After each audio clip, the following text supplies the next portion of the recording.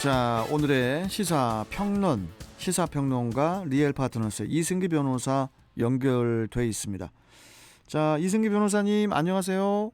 예, 안녕하세요. 예, 이승기 변호사님 예, 혹시 봄이 오는 소리가 들리시나요 요새? 봄이 오는 소리보단 예, 눈이 녹지 않습니까? 예. 눈이 녹으니까 이제 봄이 온다. 아, 그렇게 그렇습니까? 느끼고 있습니다. 예. 박현숙님께서 봄이 오는 소리가 좀 들리는 것 같다고 이렇게 문자 주셔가지고 한번 우리 이병께도 한번 여쭤봤습니다. 예, 예. 자, 오늘 첫 번째 이슈부터 한번 가볼까요? 예. 오늘 첫 번째 이슈는 박범계, 윤석열 관계, 큐라인 인사회입니다. 검찰 핵심 간부 인사가 이르면은 이번 주에 단행될 것으로 보이는데 그 어제인 2일에 그 박범계 신임 법무부 장관이 검찰 인사와 관련해서 적어도 2번 정도는 그 윤석열 검찰총장을 만나겠다 이렇게 이제 입장을 밝혔는데 이거는 어떤 의미로 보면 될까요? 예, 그 박 장관이 그 윤 총장의 의견을 형식적으로 듣지 않겠다라고 공언을 했는데요. 이는 전임자인 추미애 전 장관 시절 이 윤석열 패싱 논란이 일 정도로 이 검찰 인사를 둘러싸고 각종 잡음이 일었던 점을 감안하면 실질적인 의견 청취를 하겠다라는 취지로 보입니다. 다만 이걸 너무 확대 해석해서 인사할 때 인사 시 윤 총장의 의견을 대폭 받아들이겠다라고 볼 건 아닌 게요. 검찰청법을 보면은 법무부 장관은 검찰총장의 의견을 들어 검사의 보직을 지청한다라는 규정이 있습니다. 그런데 추 전 장관은 사실상 이 규정을 사문화시켰다고 볼 정도로 일방적인 인사를 해왔거든요. 예. 결국 박 장관은 이 규정을 준수해서 일단 의견을 듣겠다라는 이제 원칙론적인 입장을 밝힌 걸로 그렇게 보입니다. 예. 그렇다 보니까 이번 검찰 인사가 향후 넓게는 이제 법무부와 검찰, 좁게는 박 장관과 윤 총장의 향후 관계 설정을 결정할 것으로 보이는데요. 추 전 장관 시절 이제 법무부와 검찰이 이제 쌀벌하다는 표현이 나올 정도로 극단적인 대립을 했는데요. 살벌하다. 과연 박 장관이 검찰과의 관계를 어떻게 가져갈지, 과연 이제 추미애 시즌 2가 될지, 아니면 검찰과 화해 무드가 조성될지 그 전체적인 로드맵이 이번 인사에서 나올 것으로 보입니다. 자, 일단 뭐 그렇게 되면은 결국 이번 인사의 핵심은 소위 그 추미애 라인이라고 불리는 검찰 핵심 인사, 대표적으로 이제 이성윤 서울중앙지검장이 될 것 같은데 어떻게 보십니까? 예, 윤 총장 임기가 아직 5개월 정도 남았는데요. 윤 총장 입장에서는 자신을 몰아내는 데 앞장섰던 이 추미애 라인 핵심 간부들과는 함께 일할 수 없다라는 게 이제 분명합니다. 돌아올 수 없는 강을 건넜다고 보는 게 맞는데요. 그렇기에 이제 추미애 라인 인사들의 교체와 윤석열 사단으로 분류돼 자천됐던 인사들의 복귀를 함께 요청할 가능성이 높은데요. 이 전자의 대표적인 인물이 이성윤 서울중앙지검장이고요. 후자의 대표적인 인물이 한동훈 검사장입니다. 따라서 이 박 장관이 이 두 명의 인사를 어떻게 할지가 가장 핵심이라고 이렇게 보면 됩니다.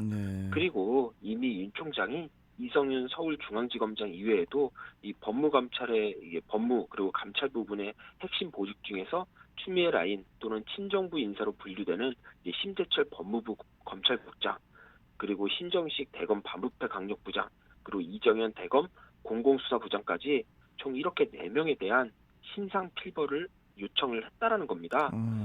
윤 총장 입장에서는 추미애 전 장관이 그 검찰총장 직무정지에 사상 초유의 검찰총장 징계 청구까지 했고 또 대검 핵심 참모들이 이를 주도하기도 했지만 결과는 법원이 모두 윤 총장 손을 들어줬습니다. 그리고 문 대통령이 직접 국민에게 사과까지 하는 이런 사태를 만들었기 때문에 그에 대해서 이 핵심 간부들이 책임을 져야 한다는 겁니다. 자, 그런데 청와대에서 이번 인사 범위를 최소화한다는 그런 방침을 정하면서 해당 그 인사들, 특히 이성윤 지검장에 대해서 유임 인사 기조를 전달했다고 하는데 이 부분은 어떻게 보십니까? 예, 그 점은 이제 충분히 예상이 됐던 게 그러니까 이성윤 지검장은 현 정부 내에서는 이 검찰 내 가장 상징적인 인물로 분류가 되고 있습니다. 이 문 대통령의 경희대 후배이기도 한데요. 현 정부 출범 후에 소위 검찰 내 빅4 보직 중 무려 3개인 대검 이제 반부패 강력부장 그리고 법무부 검찰국장 서울중앙지검장을 연이어 맡아왔습니다. 그러니 정부 입장에서는 당장 윤 총장이 복귀한 상황에서 이 지검장을 지켜내지 못한다는 것은 결국 윤 총장에게 완패했다는 것을 인정하는 것과 같을 겁니다. 그러니 적어도 이 지검장을 지키는 쪽으로 가지 않을까 그렇게 보이는 거고요. 네. 그런데 여기서 또 문제가 되는 게 윤 총장이 복귀를 하면서 이 지검장이 사실상 지휘력을 거의 잃어버리는 상태라는 겁니다. 특히 이 지검장이 최근 채널A 사건 수사와 관련돼서 한동훈 검사장 무혐의 결재를 뭉기기로 일관하다 보니 이제는 휘하 검사들로부터 이제 비판의 대상이 되고 있고요. 또 김학의 전 법무부 차관 불법 부출금 수사 무마 그리고 윤 총장 징계 관련 직권남용 의혹까지 해서 오히려 검찰 수사 선상에 올라와 있는 상태입니다. 예. 거기에 윤 총장 징계 당시에 이제 이지검장 휘하의 중앙지검 검사들이 대거 비판 대열에 합류하며 이제 항명 사태까지 났는데요. 이지검장 입장에서는 자신의 리더십에 치명타를 입은 거죠. 그렇다 보니까 이지검장을 영전시키기는 힘들고 그나마 가능한 게 유임인데 뭐 유임이 된다고 해도 이미 잃어버린 조직 내 신뢰를 회복하기는 어렵다는 그런 분석이 많습니다. 자, 그래서 이제 결국 최종 판단은 박 장관이 해야 한다는 건데 박 장관도 이제 정치인 출신이다 보니까 청와대나 또 여당인 민주당 입장을 무시하기는 또 어려워 보이는데요. 어떻게 보십니까?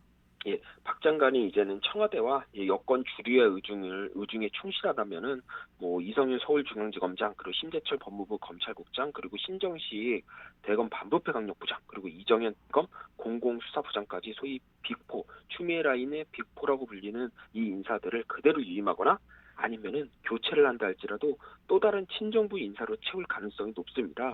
특히 이 중에서 이지검장을 뺀 나머지 인사들은 이 검찰총장의 참모진입니다. 결국 윤 총장으로서는 자신을 몰아내려 한 참모진과 또 불편한 동거를 해야 되는 건데 이는 결국 남은 5개월 정도의 임기 동안 윤 총장을 최대한 식물총장으로 묶어두겠다라는 이런 의도로 보면 됩니다.